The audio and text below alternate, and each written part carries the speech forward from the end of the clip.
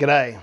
I wasn't going to intro this video, it was just going to be a simple recipe video, but it's taken me a long time to get it edited. Christmas has got in the way and the beer is well and truly finished. So I thought I'd just record a little bit at the start. This is my Australian and I guess New Zealand, because I used a lot of New Zealand malt in it, version of a Pilsner Urquell. Don't freak out, everybody. I didn't say a clone, I said it's my version. It's a very good beer.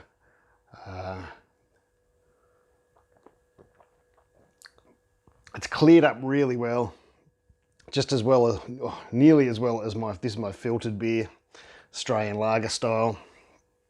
You can tell this one's a little bit darker, the Pilsner Urquell, as it should be. We'll get to that later. But it's cleared up really nice. It just took a long time to clear, as you should expect from a Pilsner. So a good lagering of a month or so, and it's crystal clear. The tasting you'll see at the end of this video was a bit premature. It hadn't cleared well enough then, but I thought the keg was going to run out. So don't panic that I didn't use traditional malts. I know I'll cop flack for it, but as I said, it's my interpretation. It's not an exact clone. I will supply the clone recipe. The clone recipe will be through a link down Cellar Dweller to Cellar Dwellers will be on there. The actual clone recipe from the brewery. And there'll also be Case's recipe. I'll talk about this again at the end of the video. He's done a lot of work on this beer. And this beer is probably closer to Case's than the actual clone recipe. It is a no-chill recipe. I will supply the not no-chill recipe, the regular recipe as well. That'll be linked down the bottom as well, just like I did for the Czech Pilsner I did a few weeks ago. You'll notice in this video I use the top plate in the Braziller mash pipe. Often I don't, but I like to be here and I like to be able to stir when I want to be able to stir. This video I had to go out while the mash was on. I don't recommend doing it, but if you have to do it and if I have to do it, that's when I'll use the top plate and I'll make sure the overflow pipe's in position, just in case things block up and you don't want it overflowing or the elements running dry at the bottom. But besides that, we'll get into this video. Cheers, enjoy. So start with 20 litres of water, preheated to 72 degrees. Now, RO water has made a huge difference to my lagers. Whether you choose to use RO water or go with your regular water, try and make it soft. Soft water is really good for lagers. And just before I mash in, I drop the heat down to 68 for the mash temp. Now, I am using rice hulls this brew, especially because I am using the top plate, as I mentioned before. It's just insurance. I don't need it since I've been wet conditioning my grain, but it is a good insurance. So there's the recipe, the Pilsner, the Munich, bit of Gladiator. The acidulated was to adjust my pH, so you would change that, and 50 grams of Simpson's Dark for colour. I could have went a little bit darker, so I could have upped that dark malt a little, or used Dark Munich, which is what Casey used in his recipe. I didn't have Dark Munich in the brewery, so I used the Munich 1. Now this is quite a good way of mashing in. You can sort of dump it on top half slowly, and it's sort of like underletting. I have found it doesn't really, you don't get dough balls and things. I just help it along at the end.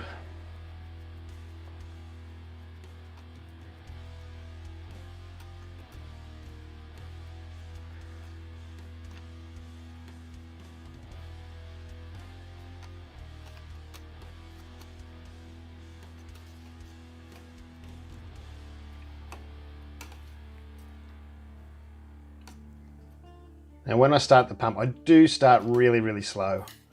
And I use that to help just wash down some of the junk off the sides, wash off the center pipe.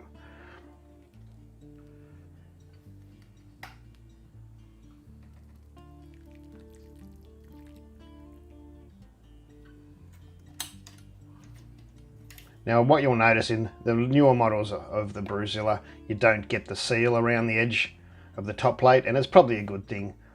You'll see by the end of this, even though I sort of fitted it up what I thought pretty well, that it actually comes off by itself.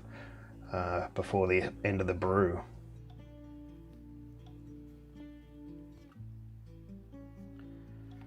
So if you don't have the rubber seal, don't worry about it.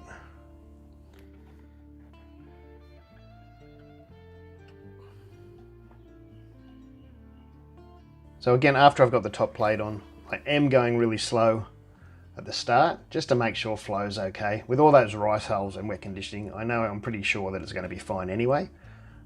And then I'll just leave it for 5 minutes at really slow.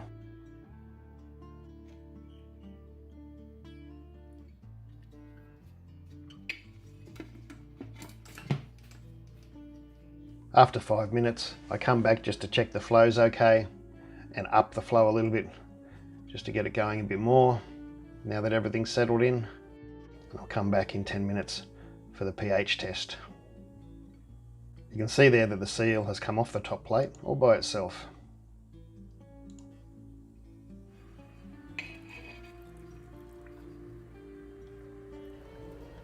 Now we're 15 minutes in, I can take a small reading for the pH, and I'll put that in the freezer to cool down to around the 20-degree mark. It usually takes about 15 minutes for me. Take a pH reading and I can see I'm spot on. I don't need to change my recipe for next time. That's pretty good. Now after the hour, you could leave it for longer if you wanted to, but after the hour of mashing here, everything was looking nice and clear. And I thought I'd take a little bit of a iodine test just to make sure conversion was done. So I put a little sample of the wort into a bowl, careful not to put any bits of grain in there. A little bit of iodine. You can see it didn't change colour there, stayed nice and light brown, so it's done. So then we up the temperature for mash out to around 76 degrees.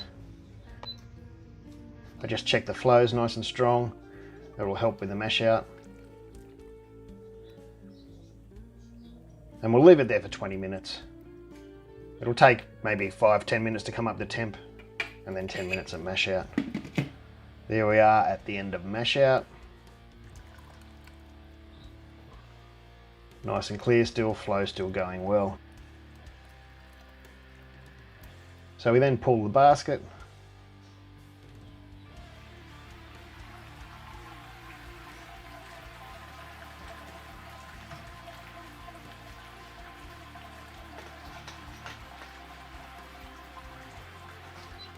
Then I set the temperature for the boil.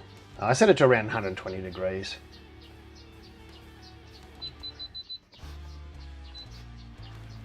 I'm going to sparge with around 14.5 litres. These Robobrews are pretty simple. When you're going for around the 6 gallon mark, or 23 litres out, you just try to go somewhere close to the 30 litre mark.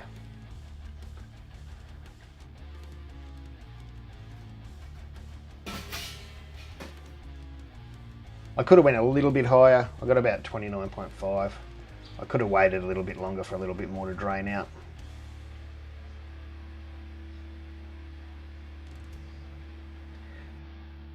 Now this is another version of Firm Cap S, a liquid silicone anti-foam liquid. I use about 1 eyedropper full. That bottle is a bit empty, so I have to take another little bit out.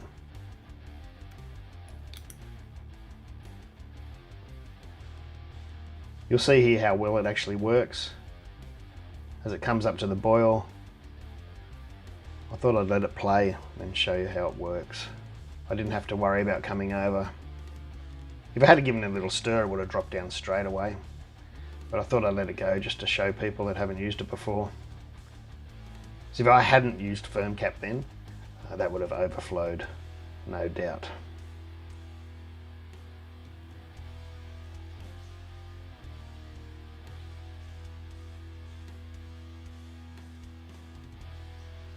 It is harder to find these days, and people are a bit scared about it, but if you give your baby Urquell for baby wind, to stop the wind, it's virtually the same stuff. It's just a liquid silicone.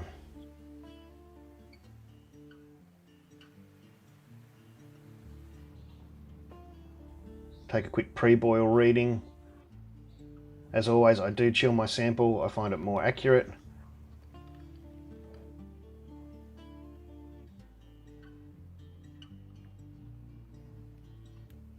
And we came in 2 points up. I missed the footage of adding the boil salts. If you can treat your whole HLT with your salts before you start the whole brew, that's fine, you can do it that way. I do mine in parts usually, the mash and then the boil. So we come to the 60-minute hop addition, 70 grams worth.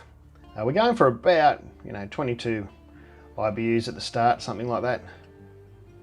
I do put a little weight, stainless steel weight, in the bag just to help it stay down in the wort. It's a nice big bag I use. I like to use a big bag so they've got plenty of space to splash around in. But I make sure it's not long enough to go down to the bottom of the Brewzilla.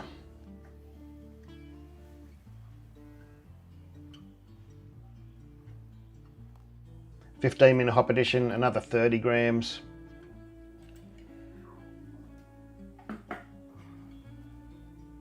This is no chill, so I will get a few more IBUs out of these hops than what's calculated, but that's all factored in.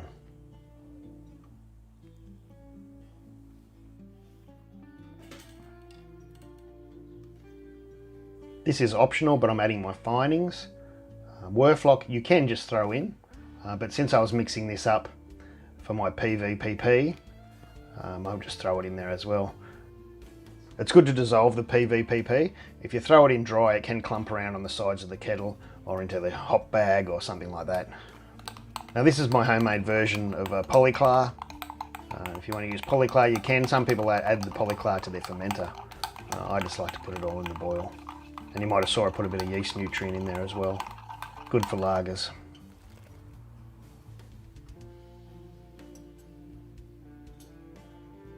Flame out additions of hops, 35 grams. I like to make sure it gets a good mix in. I'm not going to whirlpool it.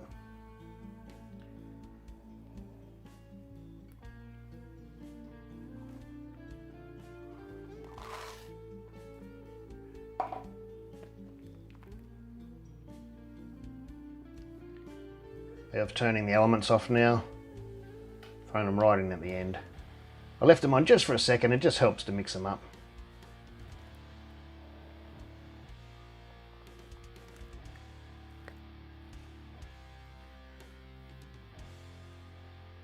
And I'll make sure they get a good mix in and all broken up.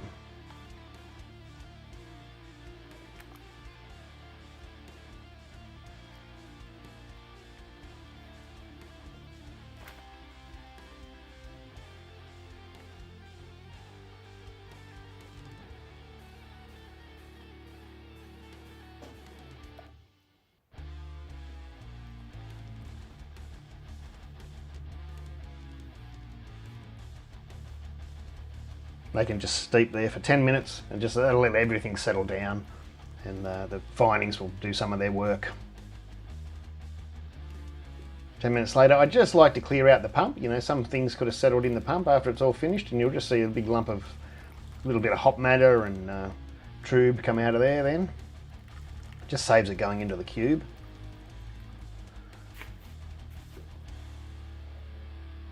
Then as usual, straight into the cube.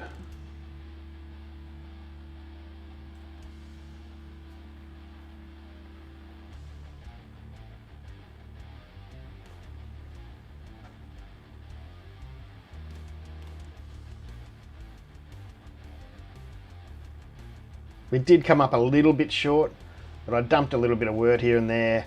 I didn't want to tip up the Brewzilla. I could have got another few litres out, but I didn't want to tip it up. I wanted a nice clean ferment. I didn't want any junk in the fermenter. I wanted to reuse the yeast, so I just wanted it as clean as possible. It looks like there's a lot missing out of that cube, but you'll see once it's cooled down that there really wasn't that much space. I've said it a million times, don't go burning yourself trying to get every bit of air out. It's just not worth it.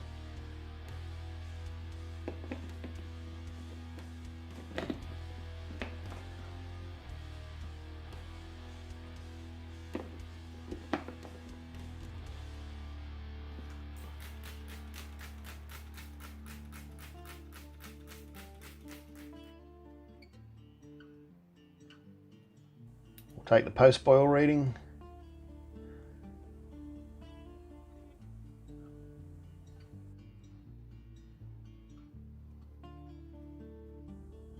And again, you'll find we're up 2 points. So overnight I did put it in my ferment fridge and brought it down to 15. A couple of hours before I was going to pitch the yeast, I put the yeast in there as well. As you can see, there's hardly any air space in that cube after it cooled down. Second camera angle, especially for beefer.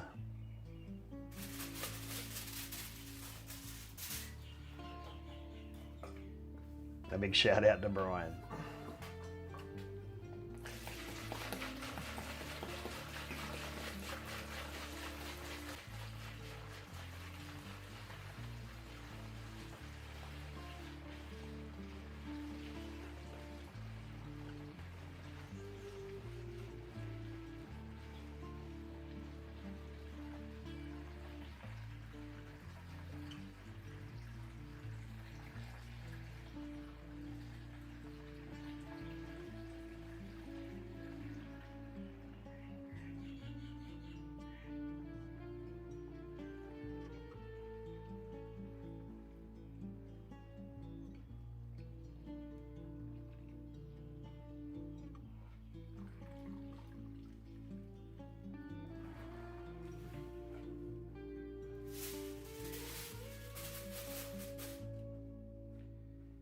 Had a little bit of overflow on the fill.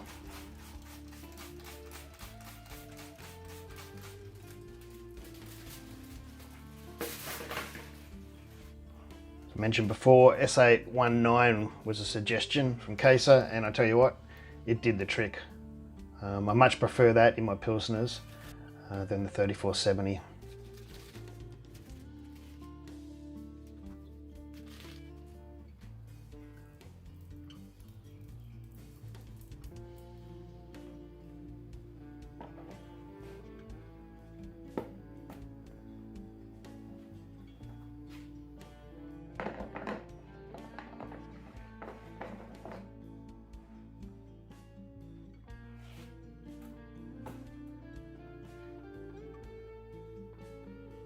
It's the first time I've used a sieve to go from a cube into my fermenter, and as you can see, I didn't catch anything.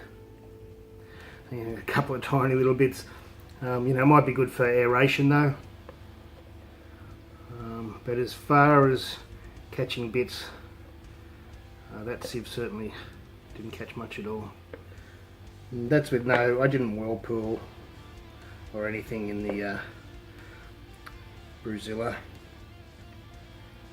Straight out the pump.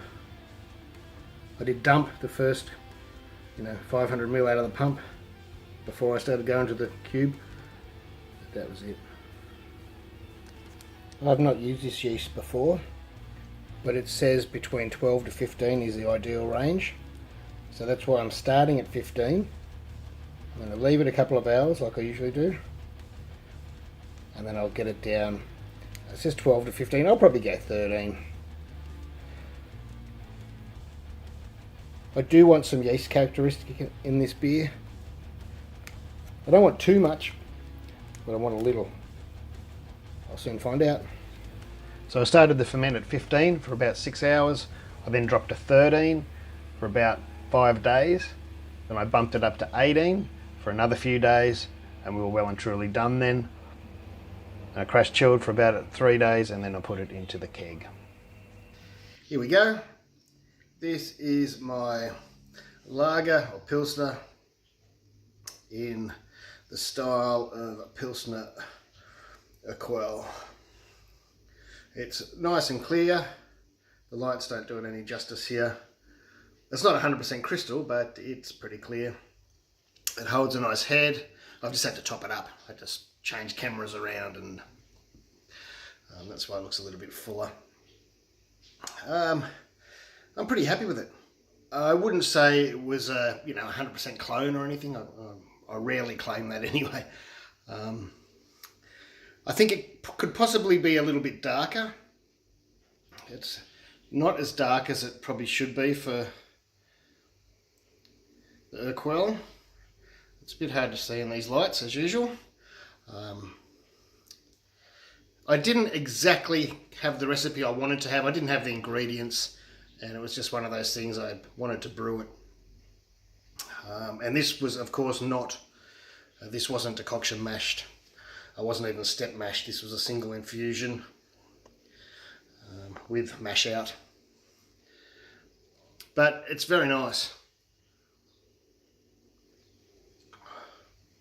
I'll make a post on Cellar Dwellers that has what's supposedly the proper recipe. The BWO published it from, I'm not going to try and pronounce the guy's name, something to do with the brewery. But I'll post another recipe that my mate Kesa, he's been brewing or trying to perfect one of these for a long while, and he gave me a recipe and I just didn't quite have the ingredients to do it.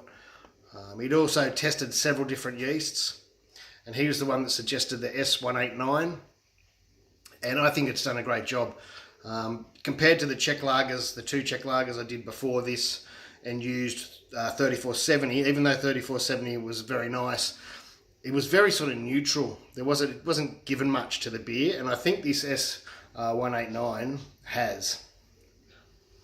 It smells right.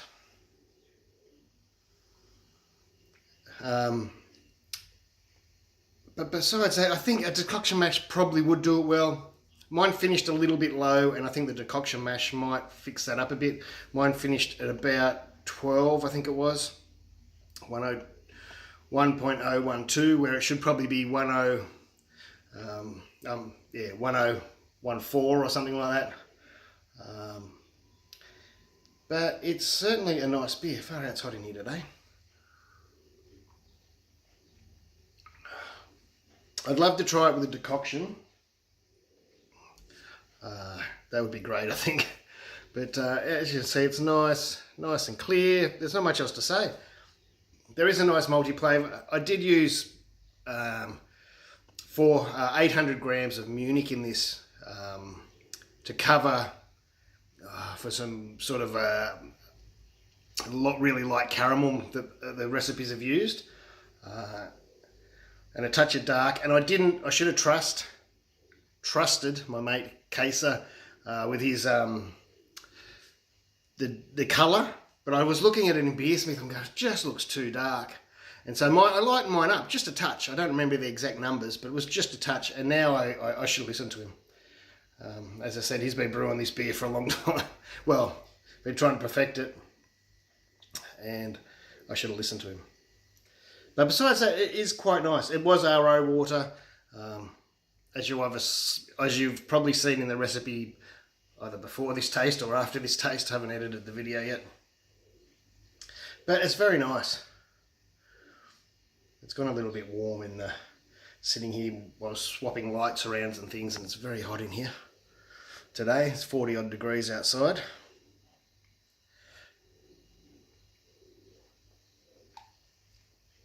But it's very nice. I might top that up with some cold.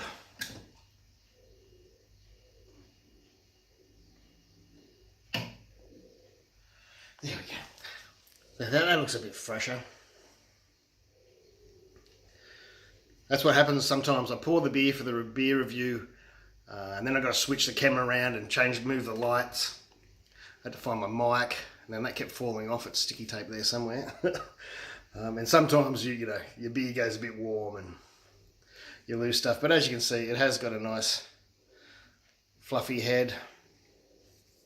I didn't use any carafoam or carapils or anything like that. I don't have it in my brewery. It's very rare I have any of that in my brewery.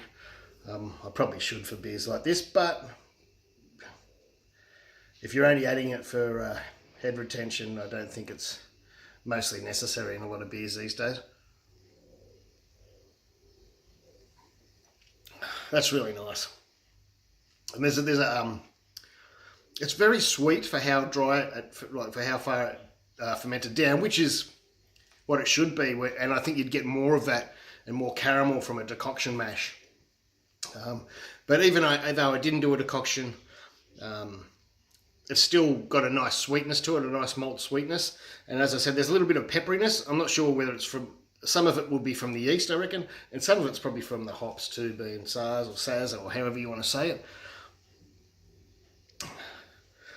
Yeah, oh well.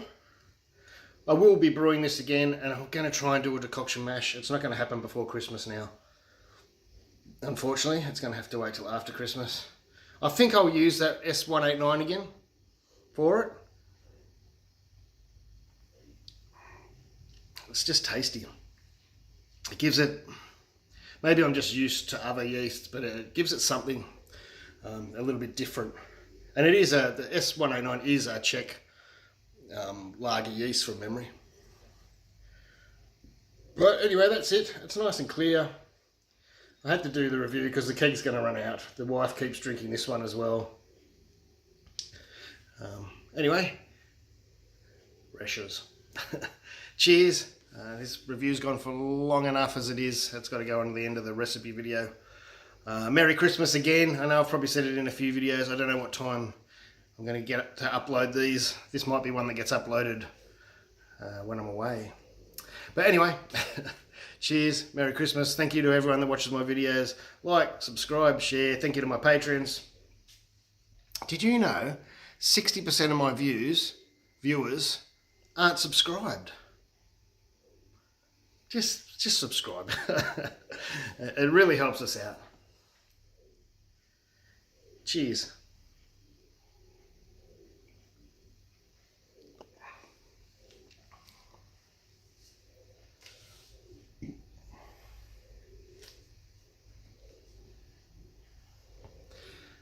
That was the cold one. You can tell. I picked up the wrong one. That's the cold one. You can tell. If this is one that's gone warm, the condensation's gone.